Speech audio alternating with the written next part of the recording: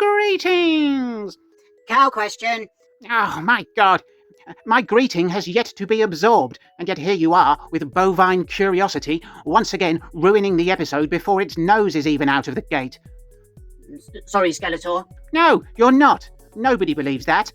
Listen to me. You have 15 seconds to provide any necessary context and ask your question. I am running a tight ship, not a loose, wobbly ship. You may begin now. Okay. Thompson Hereford Farm. You stated last week that cows sometimes run about. I put it to you that this is conspiratorial misinformation intended for those who were born yesterday. I find it unlikely and implausible that a cow would ever need to run, nor could if it wanted. Cows do not hunt swift prey, nor are they hunted by swift predators, except perhaps in India, which is a fact I am ignoring for the purposes of my argument.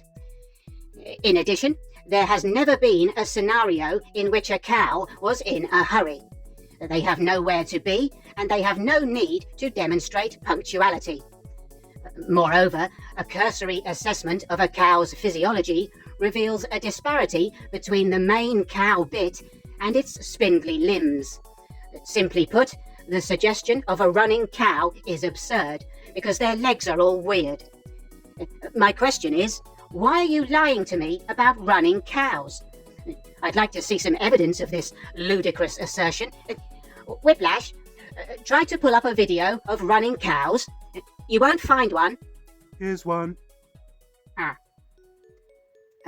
Okay, my bad. I have a different question about cows. Skele-Tiny, do you know how long 15 seconds is?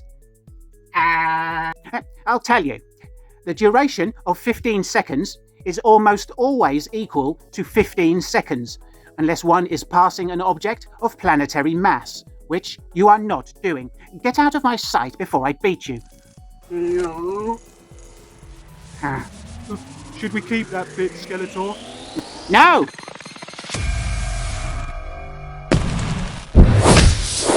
Okay, the first question this week is from Jason Raphael Murdoch.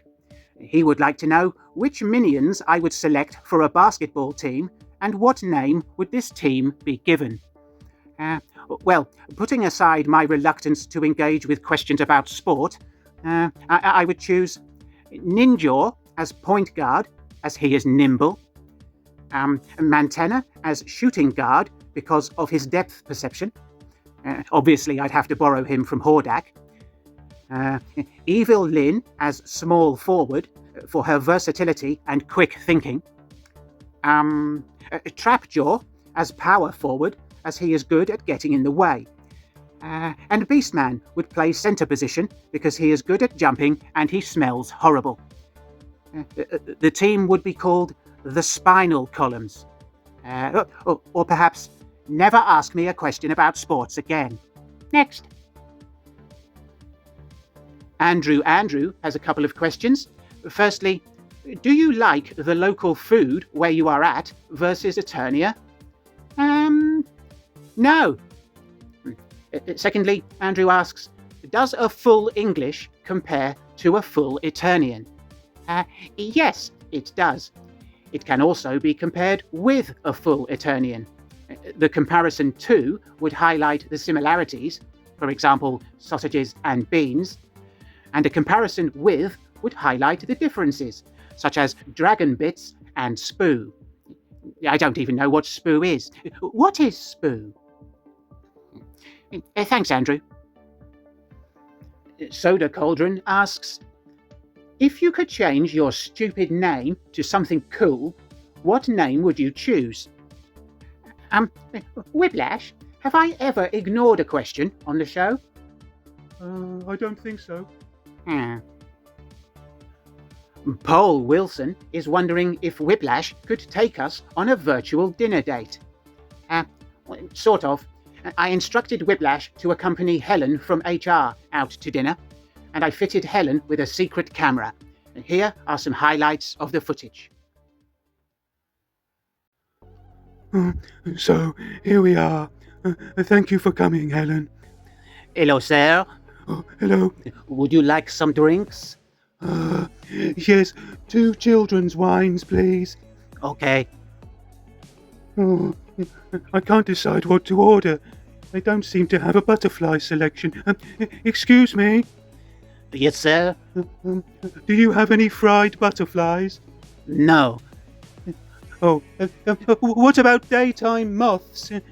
Oh, he's gone. Oh, here's my wine. I hope it doesn't fall over during the next bit. Here we are, sir. Here is your full English all-day breakfast. Oh, I didn't bring any cutlery. Oh, that's okay. I'll just look at it. So, Helen, tell me more about yourself. Have you ever thrown a frog up a chimney? No. Oh, have you ever thrown mushrooms off a cliff? No. Oh. Have you ever thrown a sandwich at the outside of a window? No. Oh. Helen, do you like my tail? Yes, it's a nice tale. Helen, do you need a poo yet? Why would you ask me that? Helen, have you ever thrown a walnut into somebody's eye? No, Whiplash, of course I haven't. Helen, what sort of things do you like to throw about? Well, I don't... Helen, what's your favourite smell?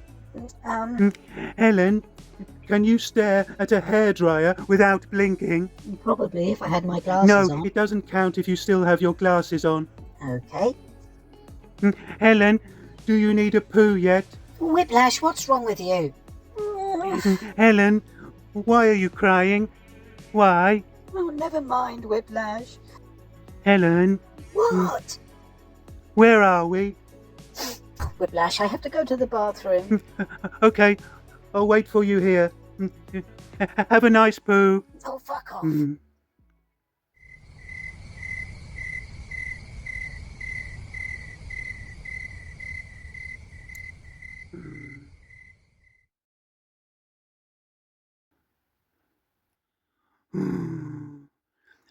Excuse me, sir. We are closing now. Where am I? There we are, Pole.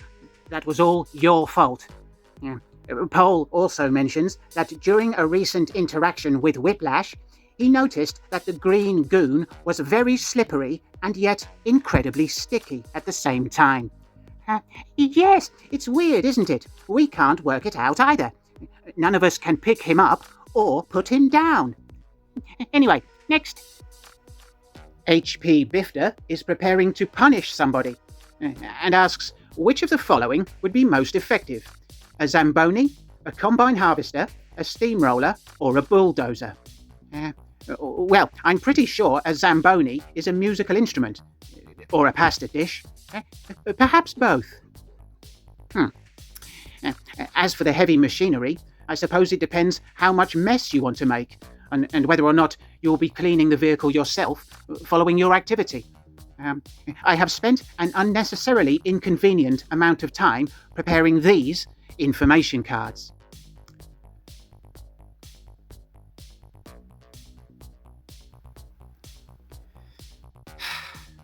And for your consideration, I have included a few more options.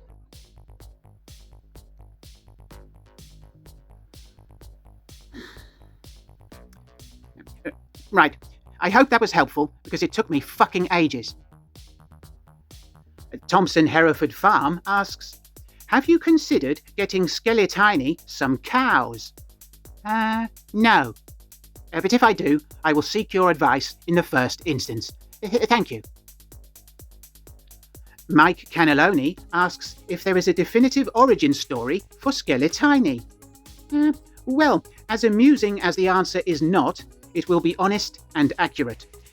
Skele-Tiny was gifted to me by Monkey Boy on his boring channel. If you would like to see the event in real time, I've left a link in the description. At the time, Monkey Boy did not anticipate the appearance of Skele-Tiny on this channel and did not have the presence of mind to create a backstory. I told him this would be a problem, and he said, well, nobody will ask about that. They will, I replied. Mike will ask. And you, monkey boy, will be caught with your pants down like Mark Hamill at an awards ceremony. Next, we have an alarming, albeit impressive update from Ben, astutely pointing out Asperger-Riller Ordinance, initial interbreeding experiments in alternative animal husbandry with swans and stallions of white who've proven positively Pegasusian, whilst passing over the tremendous tearing on ingress and egress of the meretricious marriage, narwhals must now enter the menage a trois, pursuant to the perfection of the winged unicorn. Results shared. Shall I continue? No, Ben, stop there. You have been successful. Find out what it eats and keep it alive until I get there. Well done. As for the concern you will raise next week regarding the performance issues you are having with your laundry appliance, I can tell you that the machine's impeller has become clogged with thousands upon thousands of common ants, and I can only assume you've been washing cakes again. I've told you before, your cakes should be rinsed gently by hand using a fine-toothed comb. A cake cannot maintain its own integrity for the duration of a 1400 RPM spin cycle. And why you insist on making dirty cakes in the first place is beyond me. Next. Alex James asks, if you had to escape the Bronx to make it back to Coney Island like the gang in The Warriors, which of your minions would you want to have your back? I'm afraid I've never seen The Warriors, so I have no context in which to assess the predicament. However, I do not believe that I currently employ any reliable minions, and I would trust only Panther, my fierce and loyal companion. He would have my back, and also, as I would be riding upon him, my gooch. Thanks, Alex. Weapon Zero asks if I've heard of Captain Britain. Yes, known for his ability to hold his position within an orderly queue, to complain about inadequate public services, to say, it's freezing, when the outside temperature drops below 17 degrees Celsius, which is demonstrably not freezing, and to hail from a country where the convenient purchase of a rapid boil electric water kettle is not akin to finding rocking horse shit. Thank you. General Jones of the Expansion Division asks, what's the most appropriate and most inappropriate way to celebrate a huge victory on Eternia? Well, the most appropriate way is to rub everyone else's face in it whilst gloating smugly and then banging on about it without relent. That's what I do. The most inappropriate way of celebrating would be s**ing off an old horse while fingering one's own hole, obviously. New contributor Arch Stanton asks, who is your favourite comic book creator and why is it Jack Kirby? Good question, and your suggestion is a fine one. However, it would be remiss of me not to mention Bob Kane, Siegel and Schuster, the mighty Stan Lee, and Eastman and Laird. I realise that answer is not amusing, so please accept this photo of Mr. Rogers holding a shoe. Stanton also wishes to shout Wendy's at Monkey Boy. No problem, I will do this on your behalf, tonight, just as that idiot is falling into deep sleep. Thank you, and welcome to the channel. Daniel Question, Herons. Who would you rather have urinate on you during a game of adult Twister? He-Man, Eva Green, Patrick Stewart, or Anne Hathaway? Anne Hathaway, obviously. What a strange thing to ask. Thanks, Daniel. Stephen Gray writes, is it true that Masters of the Universe was a creation of the Tavistock Institution and that a series of enigmatic clues about your untimely death and replacement with a lookalike have been scattered throughout the 1987 movie of the same name? No, Stephen, and a fruitless investigation into the movie's existence suggests that you may have been one of their study subjects, presumably because you were having hallucinations about movies that were never made. But thank you for confusing my research team. Finally this week, Retro Toy Guy Cy expects us to believe he hasn't kidnapped wonderful British actress Catherine Parkinson, and writes, "I've recently been taken aback by the beauty and talent of the wonderful British actress Catherine Parkinson. How should one go about wooing such a goddess of the acting arts? Well, Simon, I suggest you begin by letting her go. Release her. Her family are very worried. If she is destined to be yours, she will return of her own accord." Once again, the show is touching cloth. So, Skeletor. Yeah, well, what? Whiplash and spirit of Whiplash and spirit of Whiplash. We haven't been given the opportunity to appear in this week's episode. I know you haven't been given the opportunity to appear in this week's episode, Whiplash and spirit of Whiplash and spirit of Whiplash. You piss off! Yes, Skeletor. Idiots. Right. Thanks for watching. We hope you enjoyed the show, and I insist that you leave a thumbs up. Do as I say, and don't forget to leave me a comment or a question for next time. And once you have done this, get out of my sight before I beat you.